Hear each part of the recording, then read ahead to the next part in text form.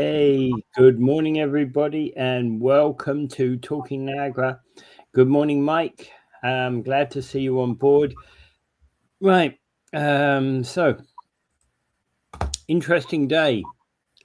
I was looking at this article that we had on that was about this expert predicting that Canadian dollar is going to plunge against all major markets.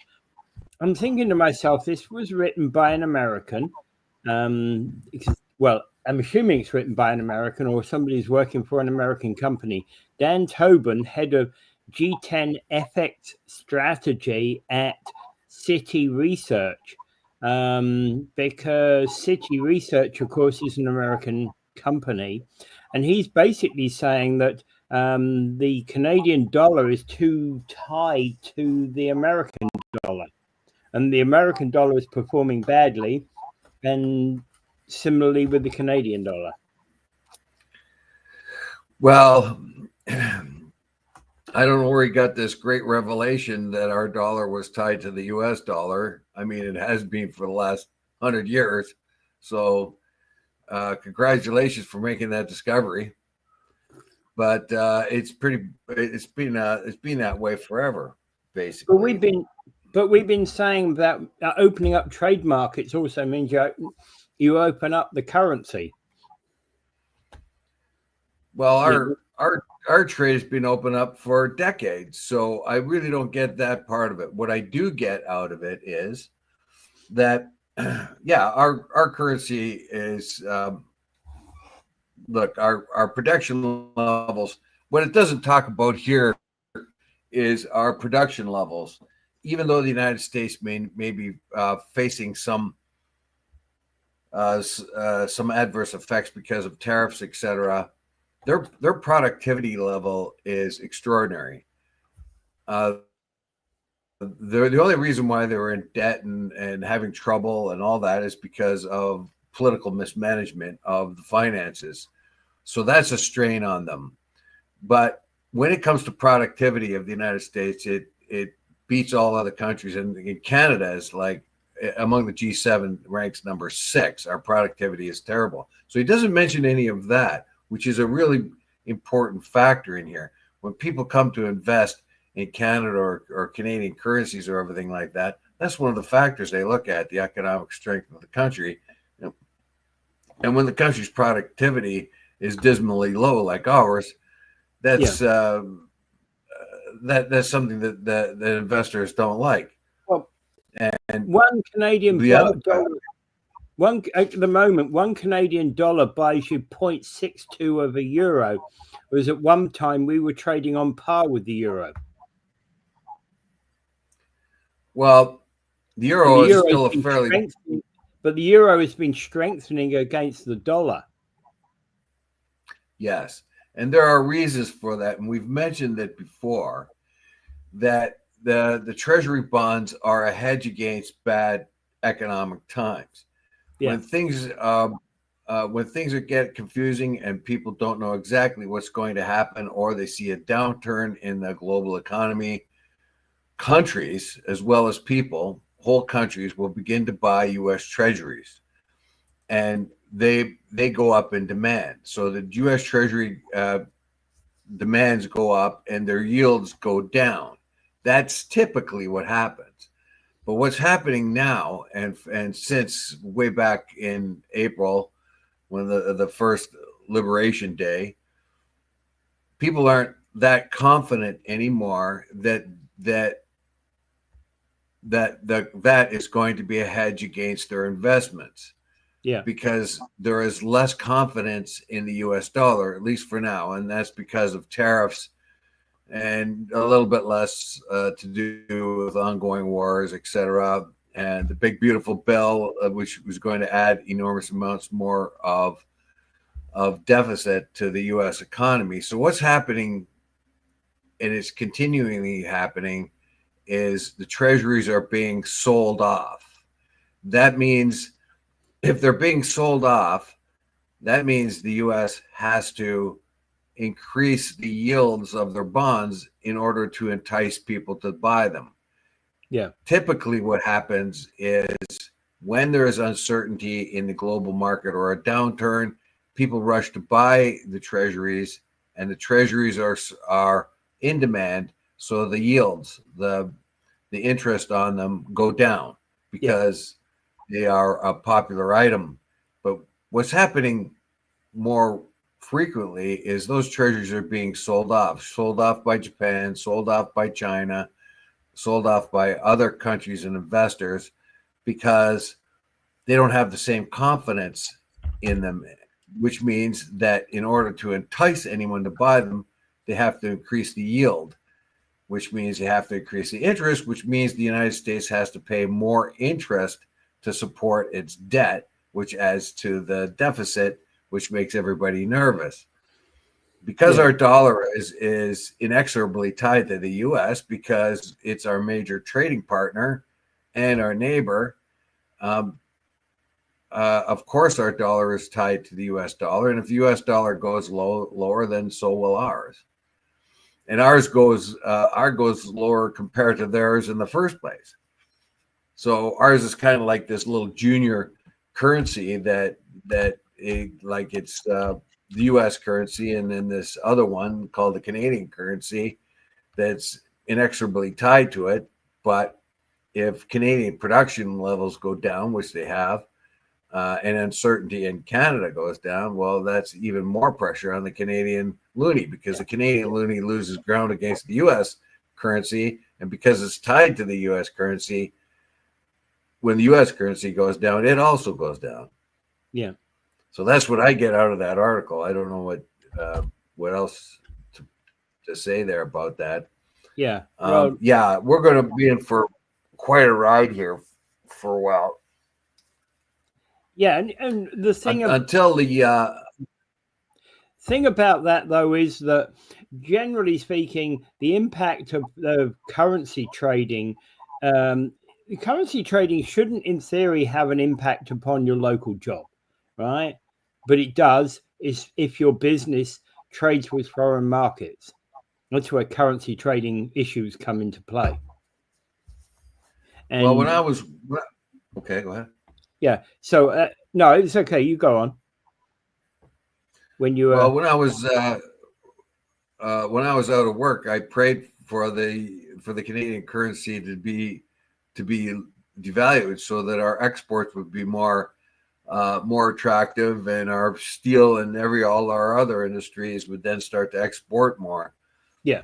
I used to notice when our currency went up, there was more unemployment because our lower currency, we kind of depended on our lower value of our currency to make our goods more inexpensive worldwide.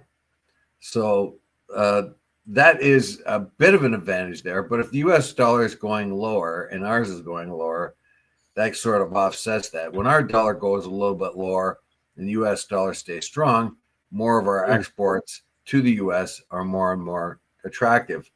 So it's a kind of a catch-22 situation. You don't want your dollar going too low, but if it goes up too much, then you begin to lose your export markets a bit because your currency now is higher. Yeah. That's what the United States has found.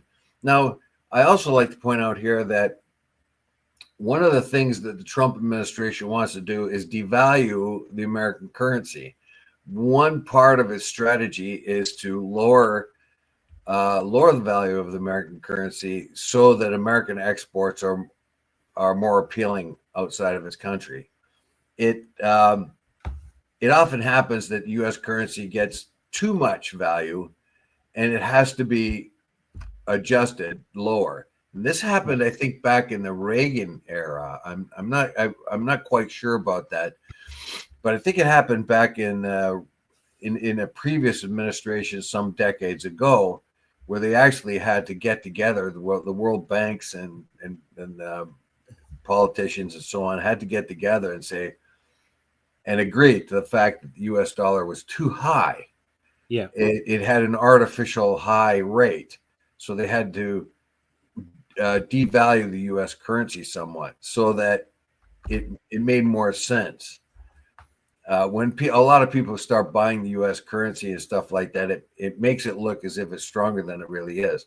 When you look at the economies and things that affect the value of the U.S. dollar or any other currency, it's the economic base and other things. So you don't want just the demand for the dollar to make it look as if it's the dollar's worth more than it is.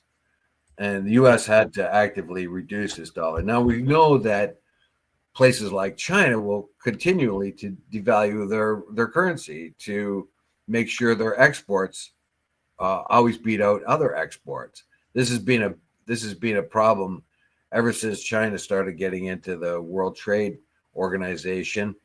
It continually devalues its currency. In fact, the tariffs that are being put on the Chinese goods will be mitigated because the Chinese government will just reduce the value of its currency, the yuan. That's probably one of the big issues that they're going to be negotiating. Yeah, we finally I've just been looking at while you were talking there, I've just been looking at Canadian dollar's performance against a whole basket of currencies. We seem to be, 106 against the yen. It's about average for where we are. It's pretty normal over the last year. We've been trading a bit higher, a bit lower than 106, but around about 106. Against the pound sterling, we've been going down. Used to be you buy $1 would buy 0.53 pounds sterling. 0.56 pounds sterling. It's now 0.53. So it's gone down against the sterling. It's gone down against the euro. It used to be trading at about 0.65. And now we're at 0.61. Yeah, what's not spoken here of too either is the kind of strain that's being put on Canada right now in our trade war against the United States. That is probably a factor too, because nobody knows where that's going to go. So it puts a bunch of uncertainty. The very minimum it does is put uncertainty.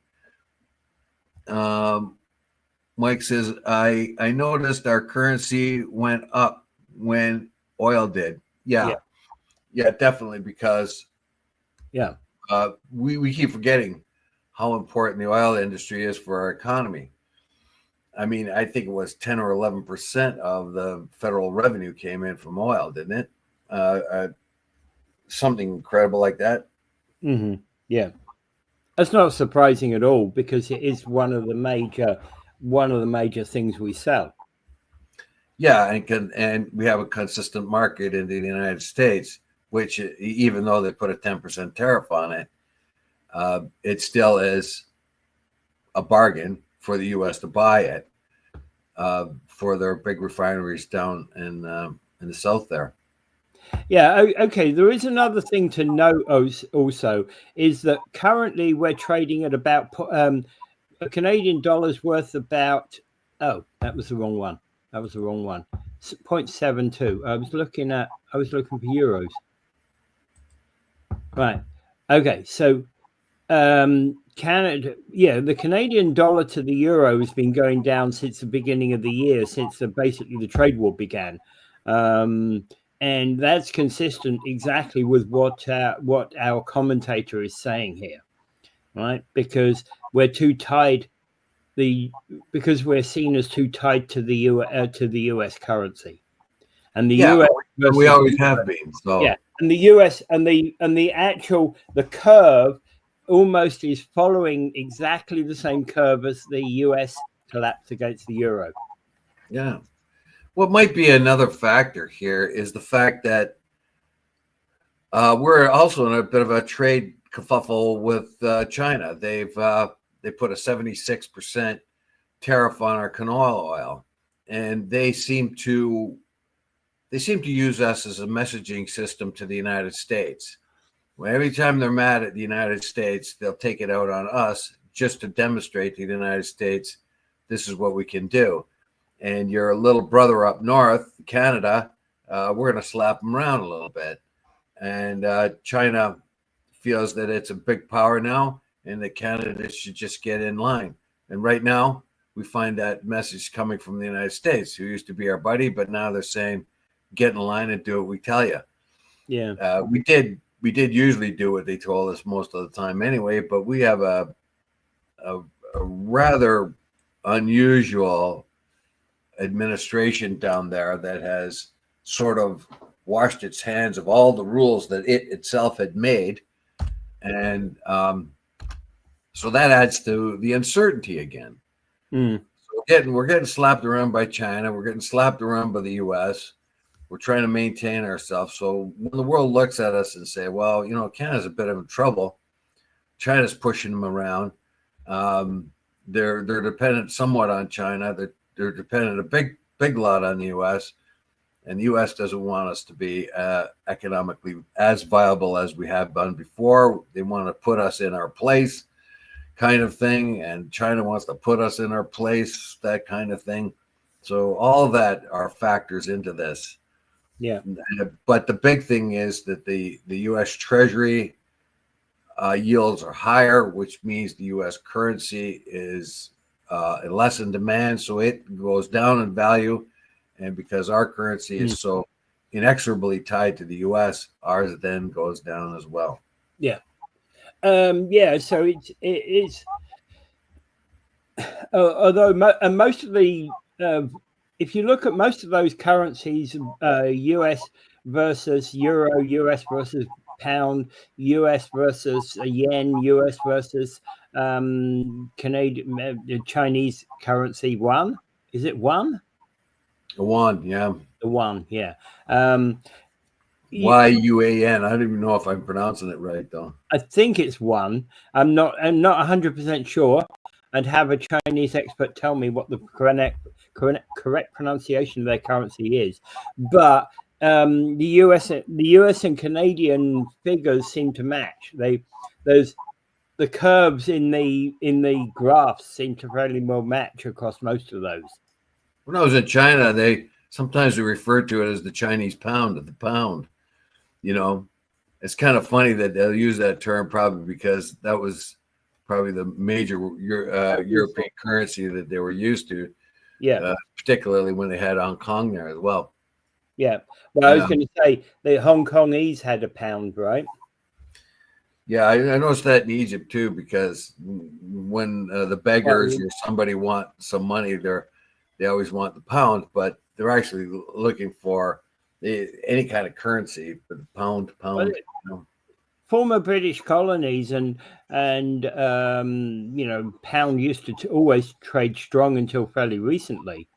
You know, even after basically the pound was no longer really used as the world trading center, you know, world trading currency. Well, it was the reserve currency right up until after the war. Yeah, but what I'm saying is up until much of the British Empire continued to use the pound as, you know, currency exchange, was their major currency exchange until maybe the 70s, even 80s.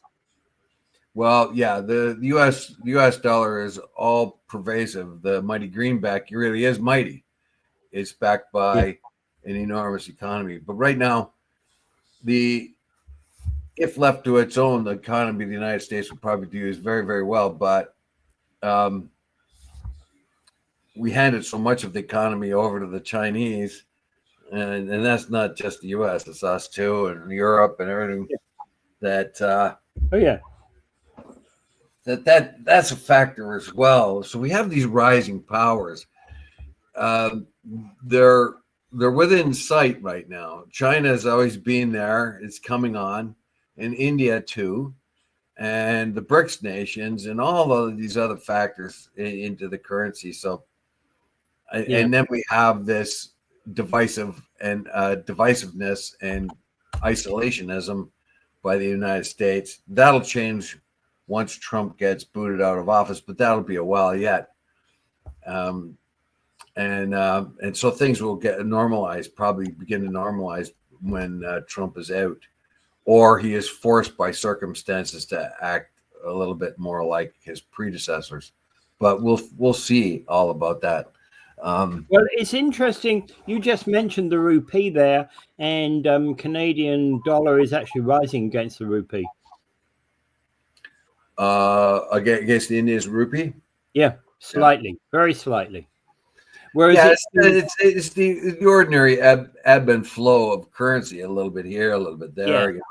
Well, I'm looking at the graphs I'm looking at have been over the last year, and we started. It's only a little bit.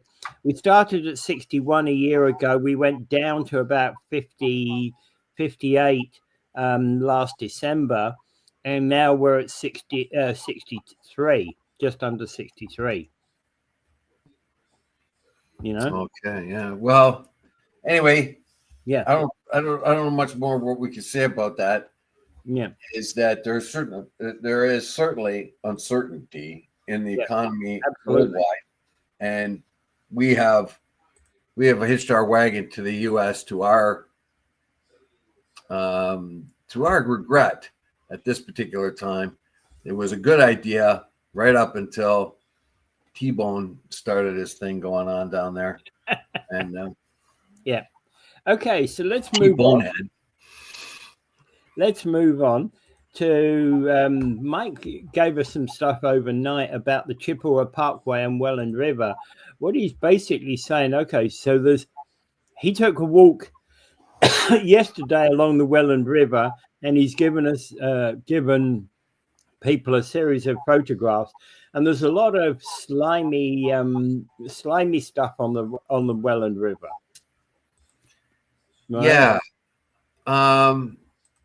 Yeah, so Mike's got a good eye for this, and he keeps tabs of it. So you get this junk, but remember too. Also, there's that could combine with the kind of things that happen to water this time of year anyway, where it gets over algified and things like that, quite often caused by the pollution that's in there. So there's a number of factors that might be there. I haven't seen it myself. He also points out that he's worried that some of the leftover industrial slag is being used for infrastructure work around.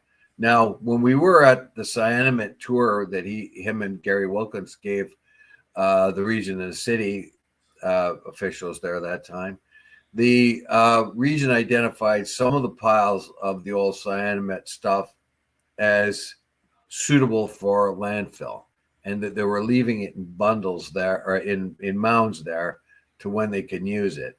Yeah.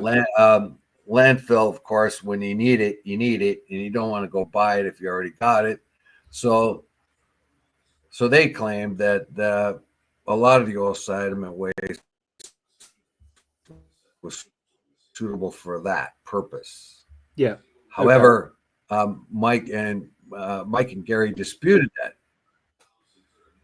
Yeah. And so Mike has noticed a lot of the slag. Now, if it was the slag, let's say from the electro minerals, there would be the electro minerals production of abrasives like from the Norton or Washington mills.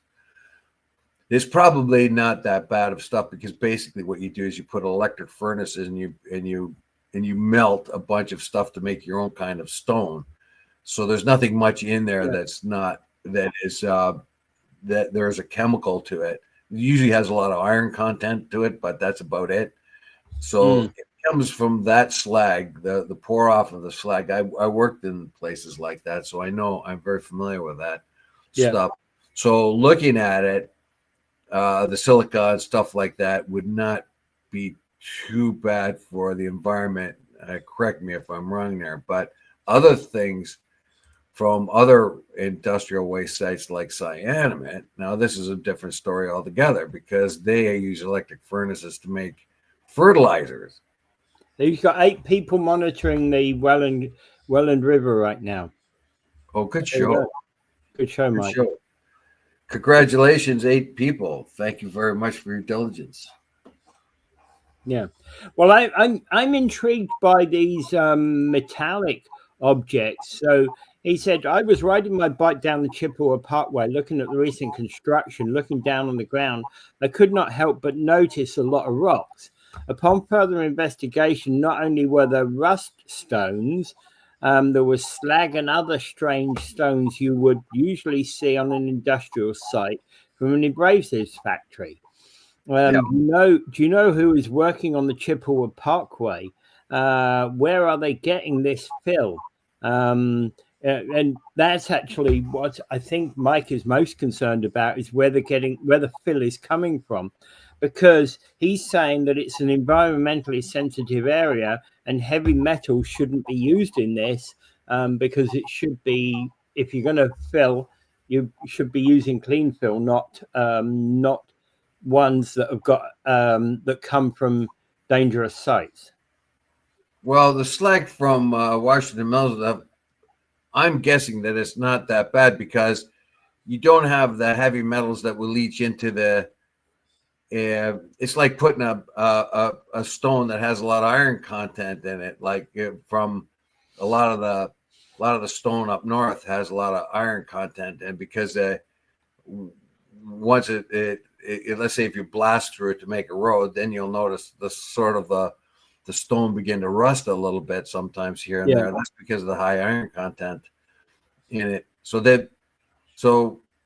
But yeah, this slag from Washington Mills or other thing would have iron content in it, but what other stuff is in it is aluminum oxide and things like that. But basically what they do is just make a stone out of certain ingredients to make a particular kind of abrasive stone.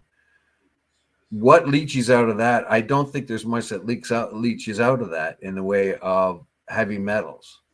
But I could be wrong there. But understanding the process as much as I do right now, and I can't remember all of it, but you're just making a big rock, and the slag that comes up to the top is you get iron, a lot of iron in it, because you need iron for the electric furnaces to keep the thing going. Yeah. So the ingredients that go into it, I don't think are worrisome in the fact that it would release heavy metals. Not like something like from cyanamide, which is they made fertilizers and did a lot of chemical mixing. It's in the electro minerals, they mix things like silica and already naturally occurring things. But I don't know. I'd have to look a little bit more into it. But I don't think the slag was a nuisance for places like Washington Mills and the old Carborundum and Norton and stuff like that. But I'm not sure that the slag is that industrial slag from Washington Mills is that bad. But I'd have to look into it. Yeah. Well, I don't know where this is coming from, but good spot there by Mike. And hey, you guys out there doing your Welland River checks, you need to have a cool name, right? You need to have a cool name that we can refer to you by. Okay. Chippewa Creek Kids. Yeah. Okay, so moving on. Aviation Day in Niagara gives Niagara youth their first taste of flight. This was done. Before we move on, we got a comment by Mike. You have to ask the question if they are using soil from landfills or industrial sites. Why do we trust that they are using contaminated, not using contaminated soil? In the private sector, hey, I got cheap soil. Yeah, that's a concern. I can understand the cyanamide stuff, although when we were, like I said before, when we were on that tour, the region claimed that some of those piles were deemed suitable for infrastructure and fill because it didn't have pollutants in it. But Mike and Gary, of course, disagreed with that. Yeah, they say that those piles will be moved around so that you don't know what really is in them anymore. But they said they tested them, and it was because the payload's gone from site A to site B to site C to site D, where it mixed with some other things, when it went to site F and G, and and back around the circle again, right? Yeah. And now you don't know what's with anything. Yeah. So I get it. Yeah, but anyway, yeah. So you can't trust private industry. They're going to slip one past you if they can. Do we pay money to have this disposed of, or do we pretend it's suitable infrastructure to use for road beds? Yeah. Hey, and then when somebody finds out, then what are you going to do? Oh, hey, we didn't know. We're so sorry. It's already happened. We're asking for forgiveness now. Can't dig up the road to get that back, can we? Oh, sorry. No. Well, and the thing about that, of course, is that by the time you find out that industrial waste was used on the road, usually the people that sanctioned it are dead, long gone. Yes. Yeah, and and that's what they count on. Nobody's going to find out for 30 years. Yeah, because we'd find out today for something that happened in the 80s and 90s, right? That's right, yeah. And other than people like Gary and Mike coming along and saying, hey, we know they dumped, they used to dump stuff here, or that the slag that was used on building such and such a road was bad. Yeah. We wouldn't know unless we've got somebody like Mike Cushman looking out for it. All right. Yeah. Well, where are we moving to now? We're going on the aviation. Aviation, yes, yeah. Sorry, we kind of got backtracked there. Further comment. They dug up all the area and I'm speaking of, and something was. They dug up all the area I'm speaking of, so something was wrong. Okay, yeah, I accept that, Mike. You're absolutely right. All right. Okay, so the aviation thing. Niagara's Central Dorothy Rungling Airport has basically had their had a Discover Aviation Day. So they were taking young people up for short trips to show them Niagara from the air, and basically showing young people everything that's going on about flight across the region. Yeah, this is kind of a really good thing. I don't know how long this is going to be lasting, but so anyway, I got kids get a chance to go into a small aircraft and get the thrill of going for a flight for about a 20-minute flight, which is pretty cool. I don't know how much it costs. I don't think it mentioned that here. There was no mention of costs here at all in the article. No. They had about 102 people signed up, and they're spread over the day. And so basically what they do is the airport owned by Port Colborne, Waynfleet, Welland, and Pelham. We forget that that's even here. It's a little airport out there. And I remember I used to drive past it from time to time. Anyway, it's the Canadian Owners and Pilots Association, COPA, Branch 149, hosts Discover Aviation Day. So it's a pretty good thing for kids. If you want to take your kid or even yourself to go for a flight in a small airplane, that's pretty cool. Yeah.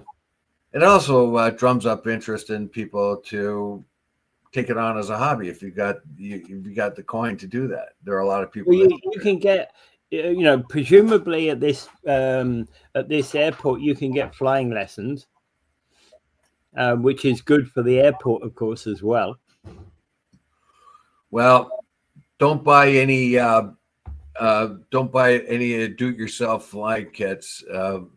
They'll give you a couple of cardboard wings and tell you to go on your roof and jump off. So don't try that. Of course.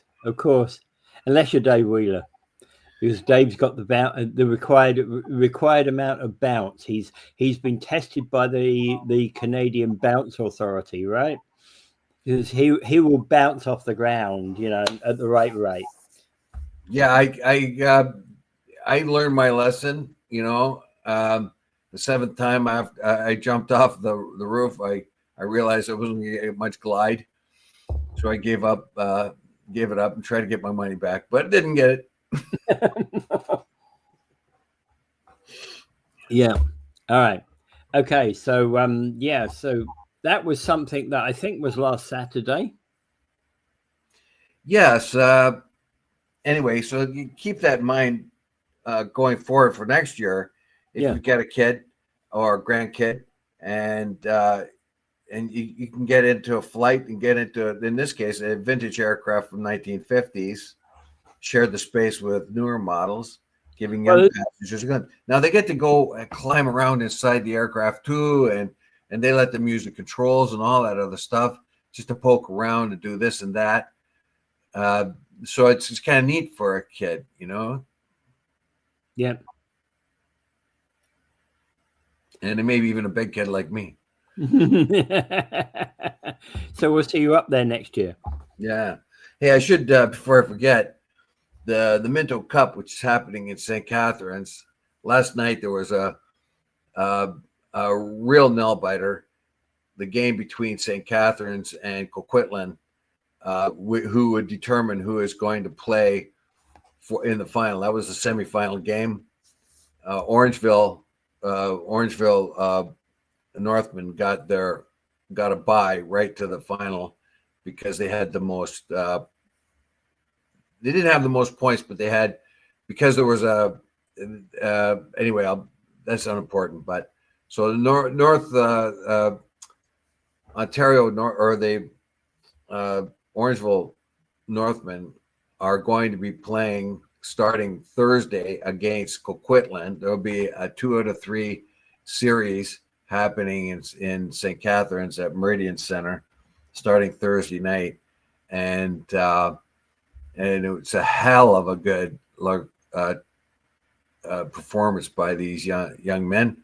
They are at their peak performances right now.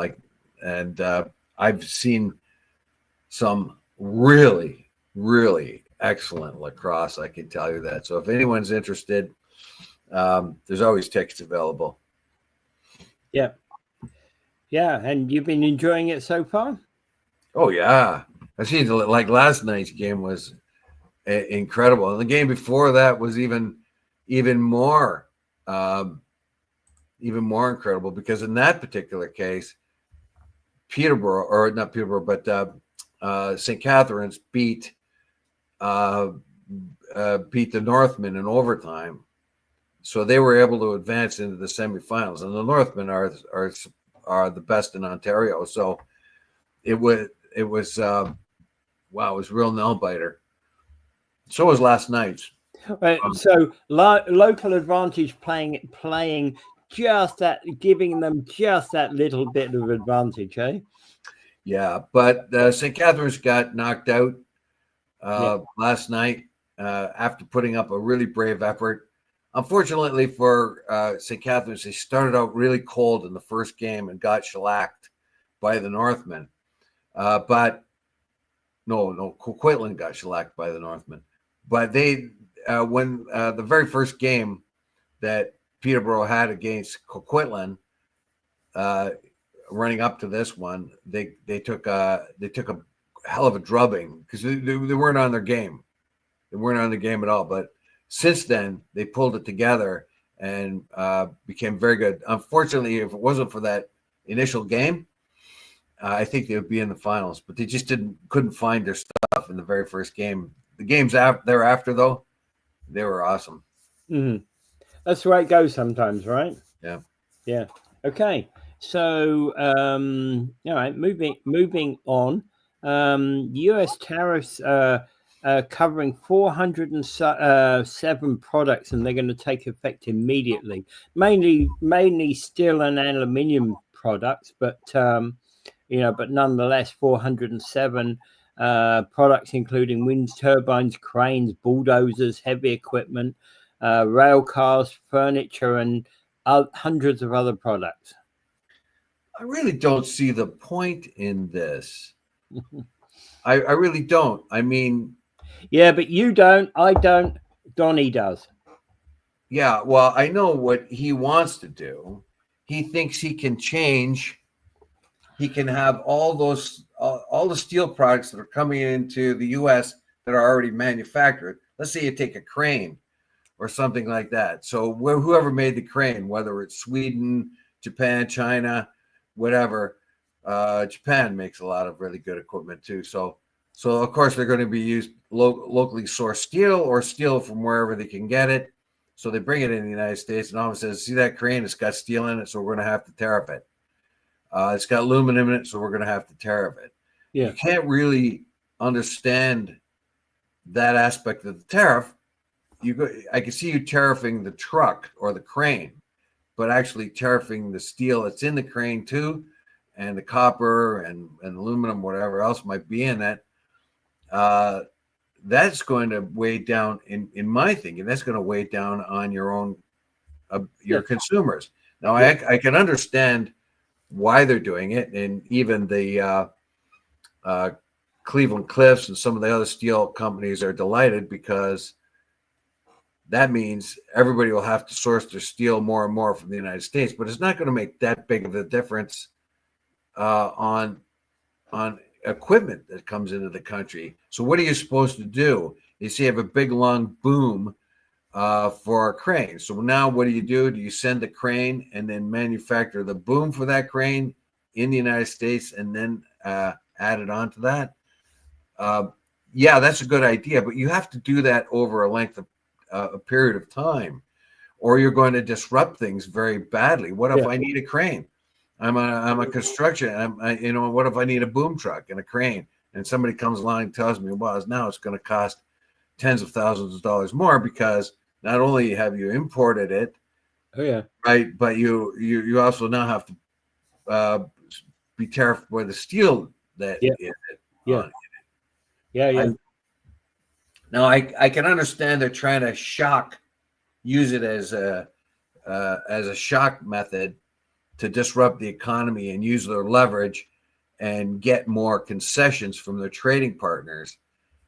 But in my particular mind here, you're going to hurt your own consumers more. Like you doing this, they changed their mind on copper again, by the way, too, which is like, it's really confusing to people because they at first they thought, okay, well, it's going to be refined copper.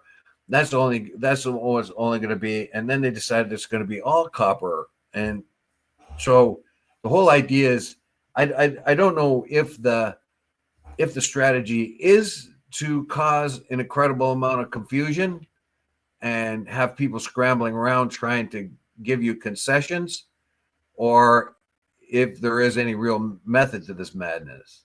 Yeah. I don't know. And it's every week is a different story, and that's not helping anybody.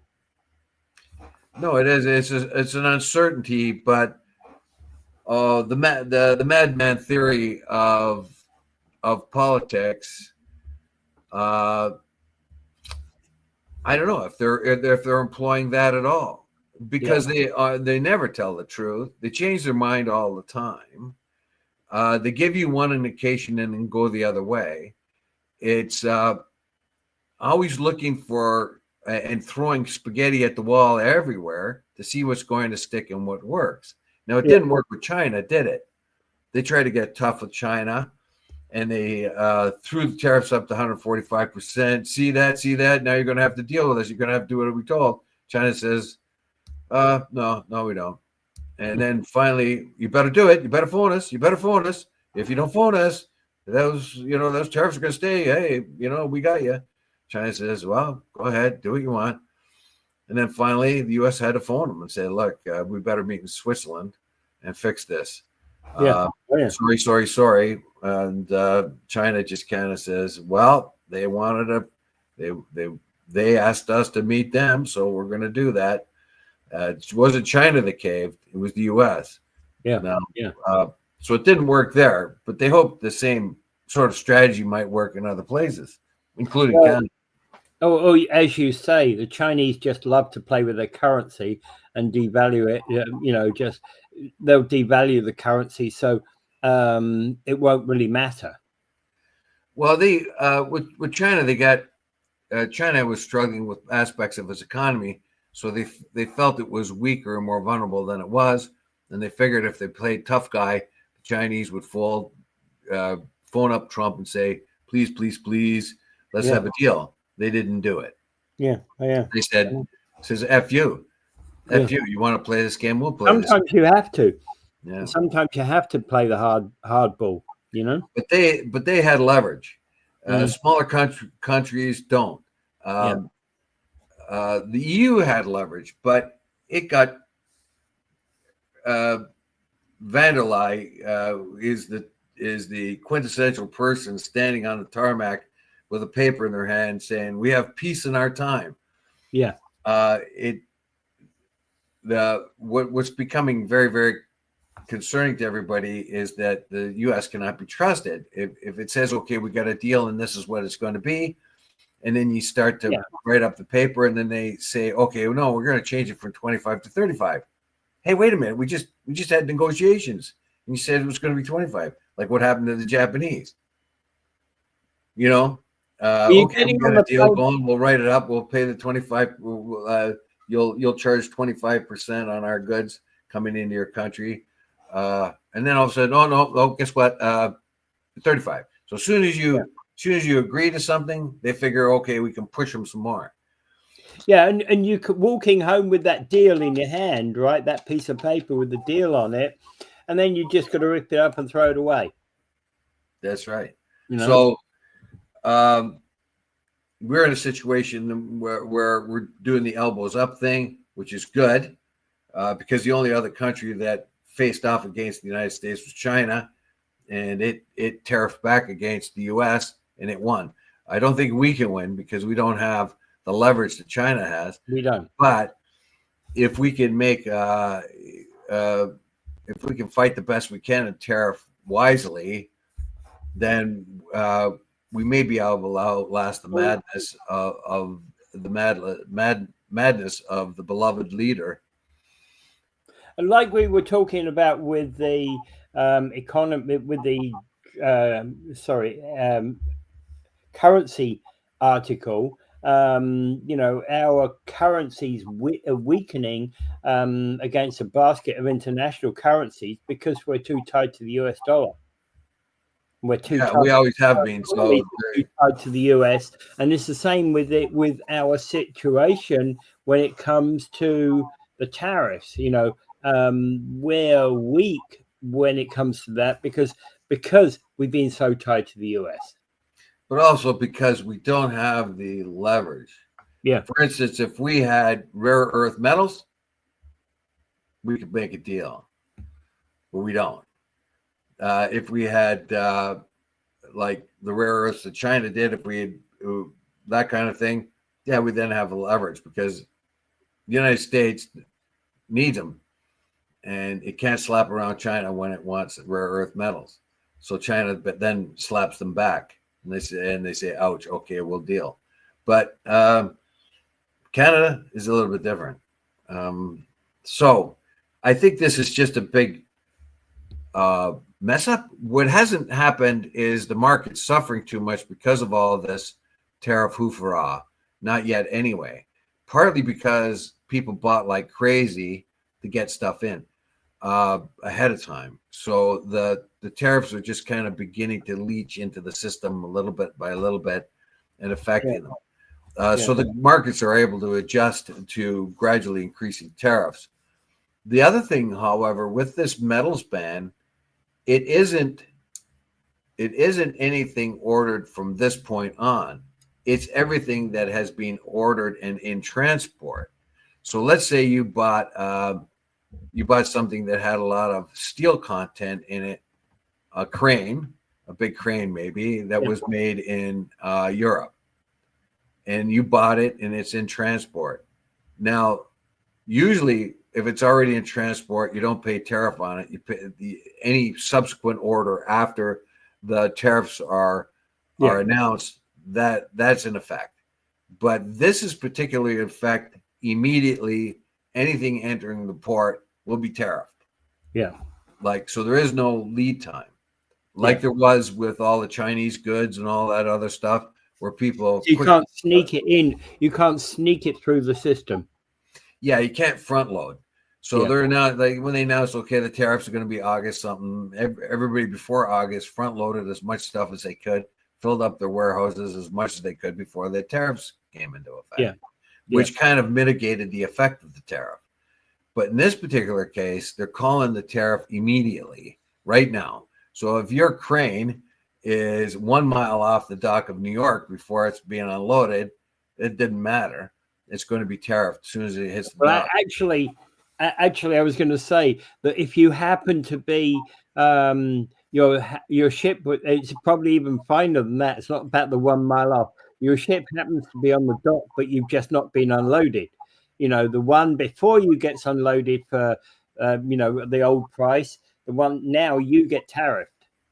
Yeah, it might be that fine. I know whether it's already in dock or not, it may establish itself as being arriving. Those goods arriving before the tariff date. But like I said, if you unloaded yesterday, you're okay. If you unload yesterday plus 1 hour, that's it. You're done. Yeah. But we'll see how that'll have quite a bit of shakeup.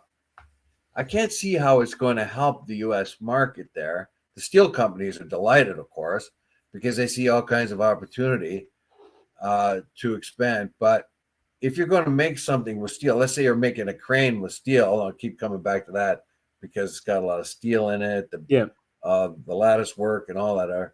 So say you're making, you can't just turn around and start making that in the United States. No, because it takes time. Because it takes time to set up a factory to do that stuff, right? Yeah, you certainly can expand because a lot of dead steel mills out there that can be revitalized and kicked back up, and parts of steel mills can be rejuvenated and get things going. So steel's not a problem so much for the United States. They can produce it. They can't produce it as cheaply as other people can, but they can produce it and in volume. So I don't know what you're going to do. So you got a crane with a great big lattice work of steel. What are you supposed to do? Yeah. Bring in the crane without that lattice work on your stick and have that lattice work built in the U.S., then attached to the crane. It gets complicated. Yeah.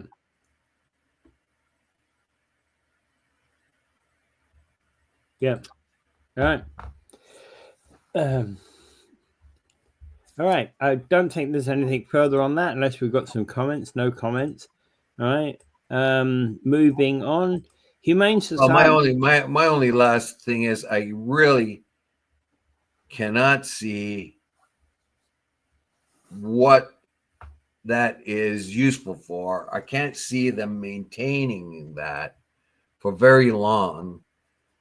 If they're using it for a stick to beat the other countries, I can see, well, maybe they're trying to get some concessions, but everything else that is about this particular 407 more articles, I think it's a tax grab myself, because they are making a lot of money off of tariff, which means that the consumer, the U.S. consumer, is not being taxed income tax, but now are being taxed through these tariffs. So they're building up funds in the Treasury. But this has become a big cash cow, basically.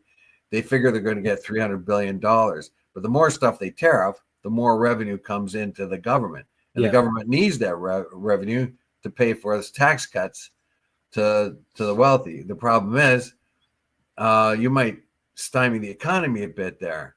But so that, I think, is probably part of it.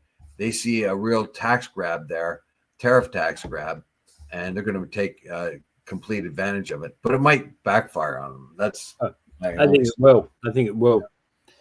All right, moving on. Humane Society of Greater Niagara is disturbed over its low 50/50 ticket sales, and it has to be said that I think that generally speaking, when you've got organisations like Humane Society, fundraising is affected by the state of the economy, isn't it? Yeah. Unfortunately, but I don't think they got the news out. They had a 50/50 draw, and you really got to, and if you do that kind of thing, what you're going to do is you're going to get your usual patrons. But in order to expand outside of that, you have to get the information out. And that's what they're doing here. And I'm glad they have done. Yeah. So the Humane Society needs money, and it needs this money from the 50/50. And it takes a lot of money to run the Humane Society, over $400,000, I think it said there in the article. Well, they're looking to raise about $165,000. That's one thing that's right in front of me right now. I didn't get how much. I haven't seen the one about how much it costs to. Yeah, 400,000. Yeah. So they're looking to make some money. However, they're rather alarmed because we got a month to go, and they only have a piddling $5,000. So what's going to happen? They really got to ignite this. So why aren't people buying these 50/50? These are typical things that people buy here and there and anywhere. You know, that and those people who work with or in and around or know people with the Humane Society, they always do that. But they got to get it out there. They got to get the information out there.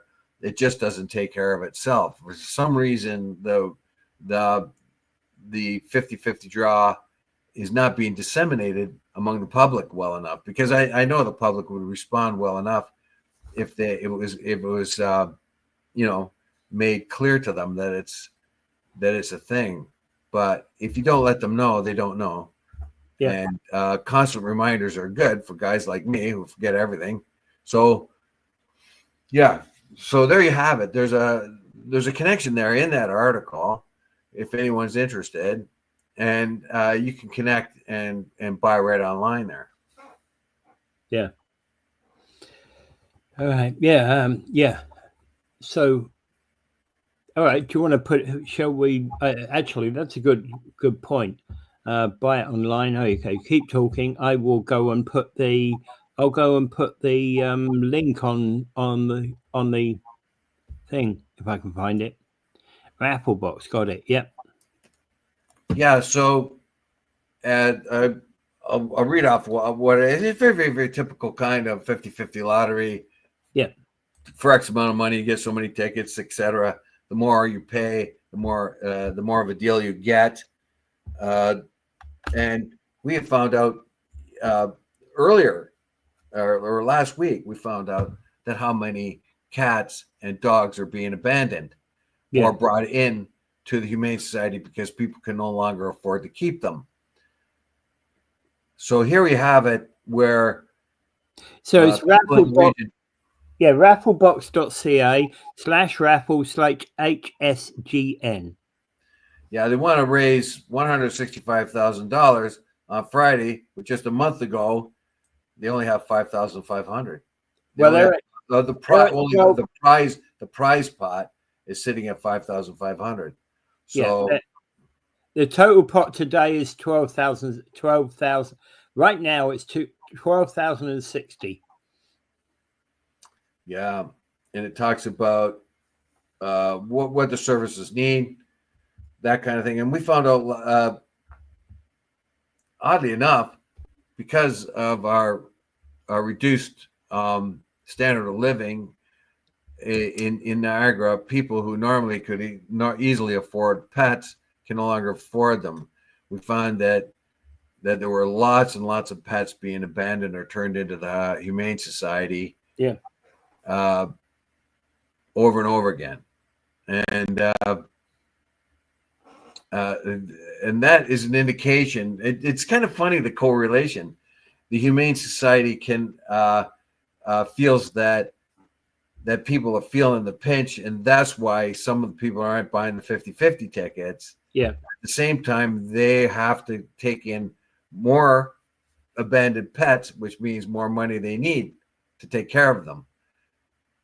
Yeah. That seems to like there's that relationship there. As people abandon or give up their pets because they can't afford them anymore, it puts cost pressure on the Humane Society, which will depend on people buying, in part buying the 50-50 lottery, but those same people can't afford that either. Yeah. Oh yeah, and exactly. So those same people that would otherwise donate are in terrible trouble right now. Yeah. Yeah. So if you know anybody about pet owners and stuff like that, they're extremely attached to their pets. Yeah. Oh yeah. When you get somebody coming in with a cat that's 5 years old or 6 years old, or a dog that's 5 or 6 years old, and you can't afford to keep them anymore, you've developed a real attachment to that animal.